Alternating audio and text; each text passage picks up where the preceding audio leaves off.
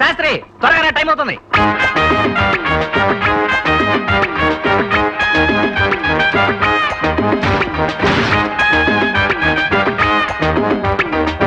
ఎలా ఉంది మన గెటప్?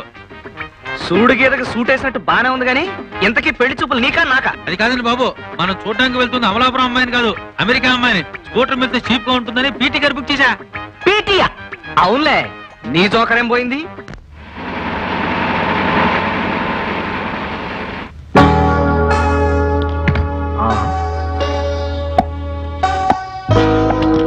అంతా అమెరికన్ స్టైల్. తంతే బీర్ల బుట్టలో పడ్డావు బాబాయ్.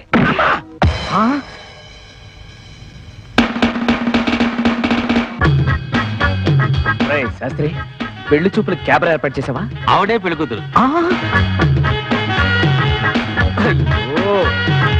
పిన్ని భలే ఉంది, చేసుకో బాబాయ్. అవును, పిల్ల కాచిపాట్లో ఉంది. ఒరే, పెళ్లి చేసుకుంటాను పిల్లలు చూపించరా అంటే కెమెరా డాన్స్ చూపిస్తావా?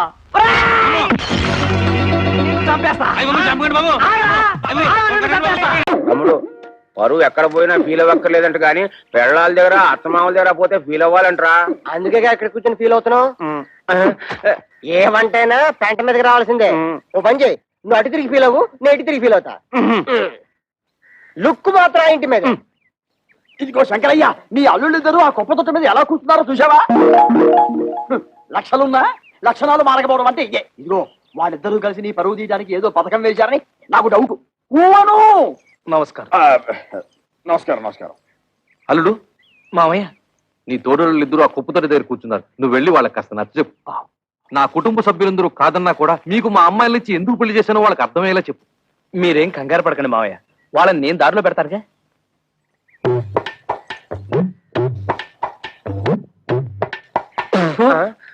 తేడా పాడా లేదన్నా ఉంటే లోపల కూర్చొని మాట్లాడుకోవచ్చు.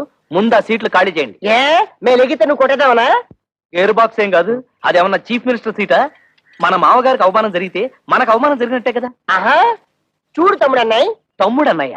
అదే, వరుసలో తమ్ముడైనా వయసులో అన్నవి, అందుకే తమ్ముడు అన్నవి. రాత్రి నాకు జరిగిన అవమానం నీకు జరుగుంటే చెప్పేదేనా? మన పెళ్ళాలు ఏమన్నా ఏట్లో కప్పలా ఎగురుకుంటూ పోవడానికి బావిలో కప్పలే కదా, ఇంట్లోనే పడి ఉంటారుగా. ఈ రాత్రి కాకపోతే ఇంకో రాత్రి. అట్టా కాంప్రమైజ్ అవ్వడం మా ఇంటా వంట లేదు, మా ఇంట పెంట కూడా లేదు. అంతేలే, ఒకడేమో హోటల్ ఆపరేటర్ కొడుకునని, ఒకడేమో మున్సిపల్ కమిషనర్ కొడుకునని తయారైపోయారు. నాకు నమ్మకం లేదు. చూడండి, మన మామగారికి బాగా ఆస్తుంది, ఎలాగైనా ఆస్తిలో భాగం పట్టేచ్చు కదా అని నేను ప్లాన్ చేస్తున్నాను. మీరింకా ఎలాంటి ఏదో పనులు చేస్తుంటే ఆయన మనకేం పంచుతాడు? నట్టు బోల్టు. సార్, ఇక్కడ ఆటో డ్రైవర్ కృష్ణ ఇల్లు ఎక్కడ సార్? Auto driver కృష్ణవరబ్బా. అదేనండి, మొన్నే పెళ్ళైందని విన్నాను. శంకరయ్య గారు అల్లుడు. ఆయనతో మీకేం పని సార్? అతను తోలే ఆటోకి ఓనర్ నేనే. అంటే వాడికి సొంత ఆటో కూడా లేదన్నమాట? లేదండి, నా దాంట్లో ఒకటి అద్దెకిచ్చాను. పెళ్లి పేరుతో కనబడడం మానేశాడు, అందుకని. ఇదిగో అక్కడ బట్టాలు పడుతూ ఒక అమ్మాయి, ఆవిడే ఆటో డ్రైవర్ కృష్ణ గారి భార్య. ఆవిడ అడిగితే ఆటోగ్రఫీ అంతా చెప్తుంది. అలాగే మీ దగ్గర ఎంతకాలం నుంచి వాడు ఆటో నడుపుతాడో ఆ విషయం కూడా ఆటో చెప్పాలి. అంటే వెళ్ళండి. అదే ఎక్కడున్నావే? అయ్యో,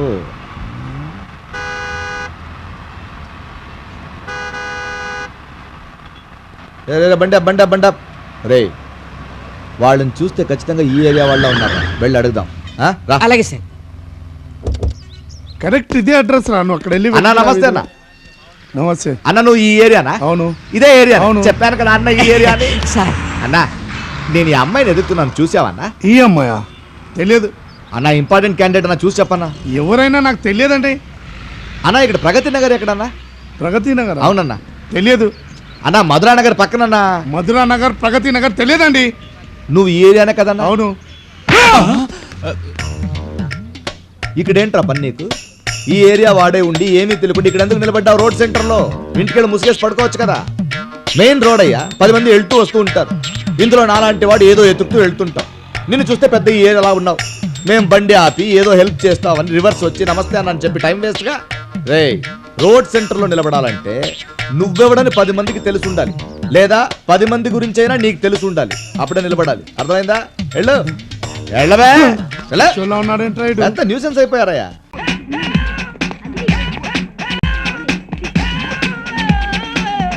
ఏం కలర్ రా దేవుడా.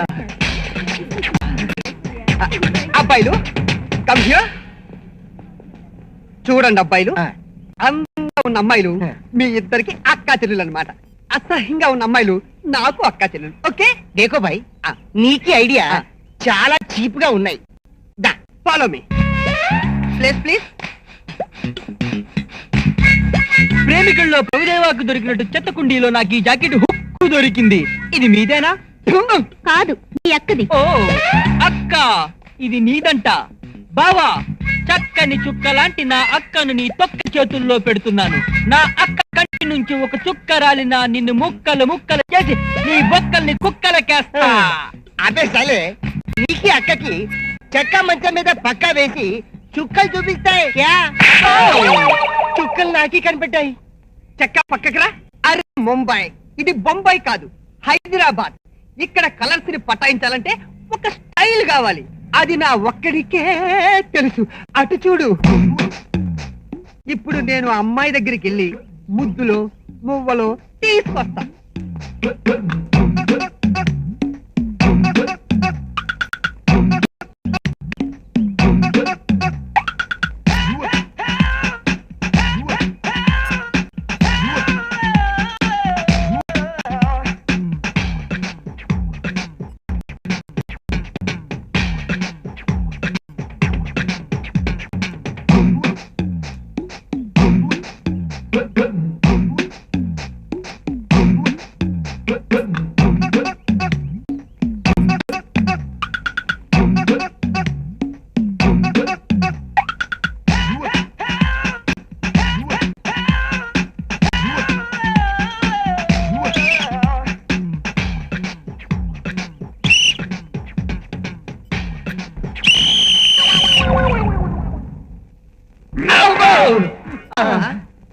ఈ పాదాలను ఎక్కడో చూసినట్టుందే.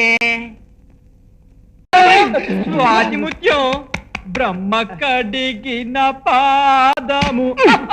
అరే బాప్రే, నీకి కూడా పొజిషన్ కూడా వచ్చినాయి. నెలాఖరు కేసులు కావాల్సి వచ్చి పోలీసులు నన్ను ఇక్కడ తీసుకొచ్చారు. ఎలాగూ ఈ రాత్రికి ఫుడ్ బెడ్ గడిచినట్టుంటుందని ఇక్కడికి వచ్చాను. నా సంగతి సరే, అసలు మీరు ఇక్కడికి ఎందుకు వచ్చినట్టు? ఏదైనా బిజినెస్ డీలా? అరే భాయ్, బిజినెస్ డీల్ ఉంటే గ్రాండ్ కాకతీయలో ఉంటాయి, లేదా కృష్ణ ఉప్రాలు ఉంటాయి. అంతేగాని ఇలా పంజాగుట్ట పొజిషన్ లో ఉంటాయి. క్యాడ్నీరేదు ఏమో, మీరంతా వెరైటీ కదా. వెరైటీ లేదు, బాలానగర్ లో ఫ్యాక్టరీ లేదు. మేమందరం పెద్ద బేవర్స్ కాలంలే. కరెక్ట్ చెప్పిన. అంటే సీనియర్ నిరుద్యోగులు అయినందుకు జూనియర్ నిరుద్యోగిని ర్యాగింగ్ చేశారనమాట.